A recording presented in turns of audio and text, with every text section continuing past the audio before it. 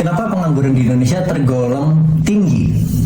Sebenarnya dalam kasus pengangguran tergolong tinggi, kita harus tahu dulu siapa yang disebut pengangguran tinggi ini. Kalau berdasarkan kita lihat data BPS, yang bikin pengangguran tinggi itu adalah usia 15 tahun sampai 24 tahun. Yang mana usia 15 tahun itu kan mereka masih SMA. Dan kondisi ini nggak sejalan dengan program pemerintah. Anak SMA dimasukin ke dalam usia kerja, tapi program pemerintah itu wajib belajar sampai SMA. Jadi nggak match kan? Ya jelas mereka akan tercatat sebagai pengangguran, sehingga data pengangguran di Indonesia itu melonjak tinggi. Jadi data ini benar atau enggak? Ya sebenarnya betul. Karena memang secara data ekonomi mintanya adalah dari 15 tahun. Jadi data ini fungsinya untuk apa? Data ini akan dibaca oleh orang yang kurang paham ekonomi sebagai gejala psikologis. Kalian akan merasakan takut, kalian akan ngomong bahwa pengangguran makin lama makin tinggi. Efek lanjutannya apa? Untuk kalian yang takut dengan kondisi ini, pasti pernah ngalamin yang namanya takut untuk melamar. Semakin kalian takut, semakin kalian pikirin, kalian gak akan bergerak, gak akan melamar-lamar pekerjaan. Karena secara psikologis kalian membuat diri kalian cemas dan gak bergerak apa-apa. Kenapa perusahaan yang gaji karyawannya di bawah UMK cenderung lebih banyak ketimbang yang UMK? Oke, jadi ini sebenarnya mau ngomong gini ya, kenapa sih zaman sekarang tuh sering ditemui loker-loker yang gajinya di bawah UMK ketimbang yang berani memberikan UMK atau upah standar? Secara data, aku nggak tahu berapa persen. Secara data aku nggak tahu berapa persentase perusahaan yang berani menggaji di bawah UMK di Indonesia ini. Entah tercatat ataupun diam-diam, aku juga nggak tahu ya. Lalu kenapa ini bisa terjadi? Kasarannya itu begini.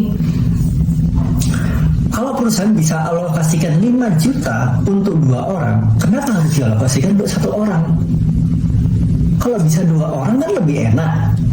Jadi kalau satu itu lagi nggak masuk, satunya bisa backup.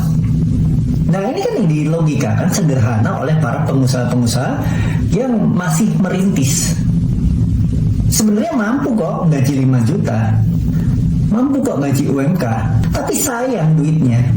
Sebenarnya mereka ini nggak tahu bahwa ada penelitian yang menyatakan bahwa performa karyawan itu berjalan seiringan dengan tingkatan gaji mereka. Jadi kalau gajinya semakin tinggi, performa mereka bagus. Yang lebih salah kaprah apa? Udah gaji di bawah UMK, ketika mereka underperform lalu bosnya memberikan yang namanya motivasi. Nah ini salah kaprah. Masalahnya itu digaji, kok dikasih namanya motivasi, nggak nyambung. Tapi meskipun kayak gini, ini udah sejalan dengan salah satu program pemerintah, yaitu apa? Mengentas yang namanya pengangguran. Entah dicatat atau enggak, yang penting masyarakat Indonesia ada yang bekerja, itu loh yang dicatat sama pemerintah. Lawan pekerjaan atau job fair, bodong atau enggak? Ini pertanyaan bagus ya. Ada kemungkinan ada bodong, ada enggak. Tergantung dulu. Yang buka job fair, perusahaan yang buka job fair itu targetnya usia berapa? Kalau target usianya targetnya Gen Z, terus Gen Alpha, buka job fair kecenderungannya bodong. Kenapa? Karena Gen Z, Gen Alpha berdasarkan penelitiannya itu generasi yang sudah hidup dengan yang namanya digital. Hidupnya dari kecil itu udah digital.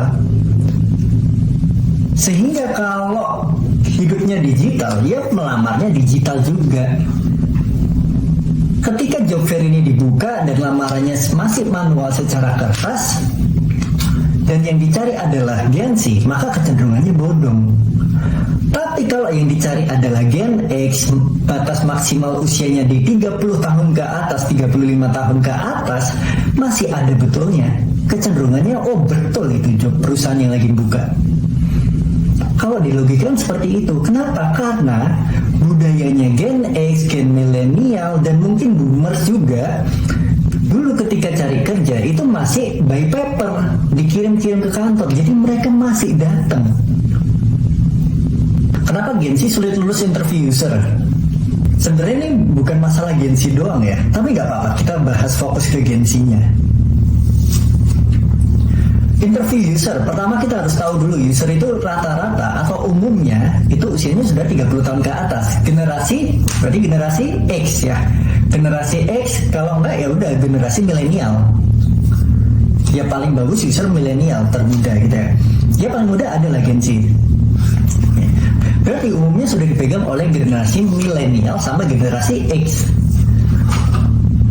Gen Z dengan dua generasi ini punya budaya yang berbeda kalau berdasarkan penelitiannya. Dua generasi ini generasi yang sangat taat pada peraturan. Gen Z generasi yang kurang taat dengan peraturan. Catat ya, kurang taat bukan berarti mereka nggak ada yang nggak taat. Hanya saja kurang taat. Akhirnya apa?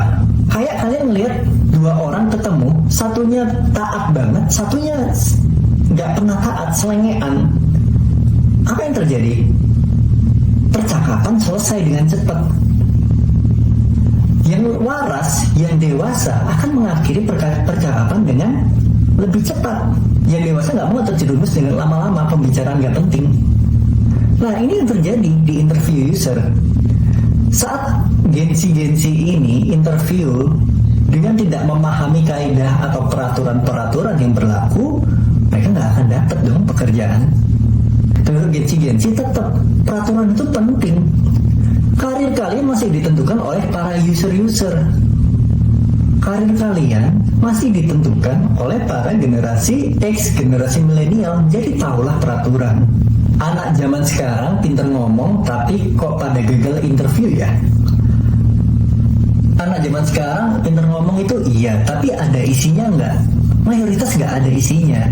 Kalau aku mewawancari para Gen Z yang cenderungnya lebih muda dari aku, kalau mereka wawancara, meskipun CV-nya bagus, itu ngomongnya nggak ada dasar.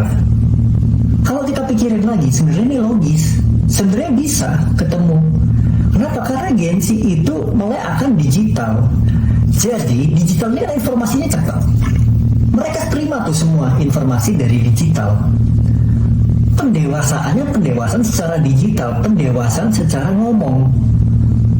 Sedangkan kita yang udah kerja ini pendewasaan karena experience. Kita yang mengalami itu jelas punya dasar ketika berbicara. Mereka yang menjawab pertanyaan kita berdasarkan info di TikTok, info di Instagram, info di sosial media, no experience. Jadi kalau ngomong, coba amati, pasti ngalor ngidul, nggak jelas, nggak ketemu poin utama ngomongnya apa. Begitu ditanyain A, jawabannya bisa merembet kemana-mana, jadi dia lupa. Goal utama apa, harus ngomong apa.